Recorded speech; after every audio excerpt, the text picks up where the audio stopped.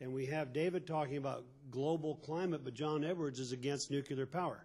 You cannot seriously be in favor of reducing CO2 emissions unless you have nuclear power within your formula, because it's the biggest winner. On the issue of nuclear that John raised, Dave Bonior, is John Edwards inalterably opposed to nuclear energy? We're opposed to nuclear energy being a top priority in this equation. We haven't really built a nuclear plant in about 25 years. It takes a long time to get them into process. There are serious safety concerns. There's the deposit of the waste that John referred to. That's still a problem. I want to get everybody on the record on nuclear. Tom Daschle, Senator Obama. Right. I think Senator Obama would say that that ought to be on the table. As I said earlier, everything ought to be on the table. I think that there are four, and I think he would agree that there are four things that we've got to be we've got to look at. One is storage, and how do we do it effectively? Two is transportation. How do we do it safely?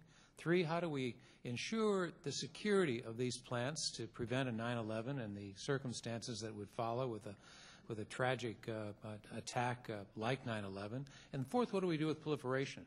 If we say it's okay for us to acquire far more nuclear capacity, are we prepared to say that Iran, Sudan, any other country of the world can have it too? Or are we going to be arrogant enough to say we can have it and you can't? So we've got to work through those kinds of things, I think, but I definitely think it ought to be on the table. Doug? There's no question that Senator McCain wants to see greater use of nuclear power. It is undeniably the most important step that can be done quickly to address climate change, zero emissions. It can be done safely. The least safe thing is to have all this spent waste sitting around the country. It can be stored safely at Yucca Mountain. It can be reprocessed at Savannah River. We're doing neither. And so we should move aggressively to allow markets to build nuclear power. Our oil problem is a national security issue.